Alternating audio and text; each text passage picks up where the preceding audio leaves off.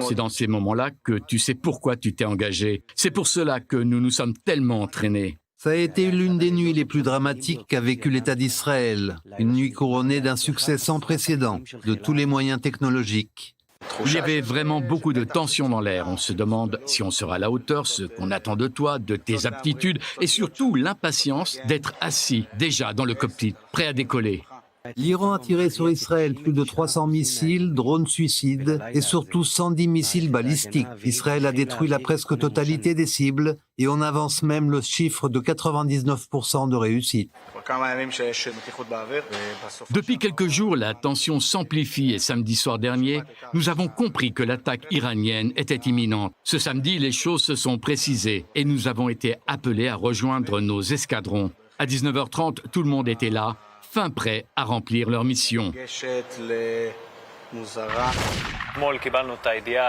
Samedi, nous avons reçu la confirmation de l'opération et avons commencé à armer les avions avec les munitions adéquates et les techniciens ont dû travailler extrêmement rapidement pour équiper les appareils de missiles air-air capables de détruire les cibles engagées. Des réservistes ont été mobilisés, dont des équipages arrivant de tous les coins du pays. Grâce aux informations très précises des services de renseignement, nous avons pu arriver avec nos pilotes à un résultat sans précédent.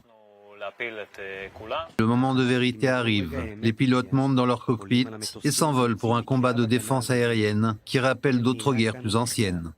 Tu fais corps avec ton appareil, tu as les commandes en main et dès que tu arrives sur la zone, tu dois te faire confiance car c'est pour ce moment particulier que nous nous sommes tellement préparés. Ils prennent leur envol et le regard de toute une nation a les yeux rivés sur eux. Dès que nous savons que les missiles et autres ont été tirés, la formation de 4 appareils prend son envol et il commence à abattre les cibles. Nous arrivons sur un secteur déjà engagé avec beaucoup de cibles à détruire. Puis il faut repérer sa cible de façon certaine pour ne pas qu'elle soit confondue avec un avion léger civil ou autre chose qui pourrait te tromper. Que vois-tu depuis ton cockpit ?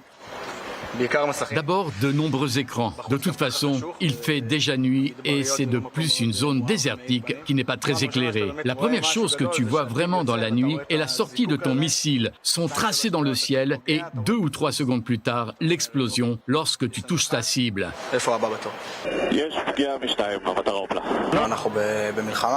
Nous sommes en guerre. Je pense à mes frères, à mes amis qui se battent, dont un de mes meilleurs amis qui est mort au combat il y a 3 mois. Je pense à lui, à ma propre famille, et ça me rappelle ce que je fais. Le lieutenant G, 27 ans, a participé ces derniers mois à de très nombreuses attaques sur le Sud-Liban ainsi que sur le front gazaoui. Mais cette fois-ci, la mission est très différente. Une fois que la cible est verrouillée, je donne l'autorisation au pilote d'abattre sa cible. 2 ou 3 secondes après, il y a une grosse explosion devant tes yeux et la cible s'écrase au sol. Puis tu travailles à atteindre les cibles l'une après l'autre et en général, cela se passe à haute altitude. Dès la fin de cette nuit historique, on revient à la normalité, bien que pour le lieutenant G, ce ne sera pas pour tout de suite. Lorsque tu sors de l'avion, quelle est la première chose que tu fais ? Le premier message était pour ma compagne, que la nuit s'était bien passée, que je l'aime. Et maintenant ? On ne sait jamais ce qui se prépare et nous nous forçons à être prêts à tous les scénarios possibles. Sans oublier que ça peut se répéter demain et nous devrons alors être très concentrés et précis pour réussir à de nouveau protéger les civils et empêcher toute incursion d'objets volants qui pourraient toucher nos habitations.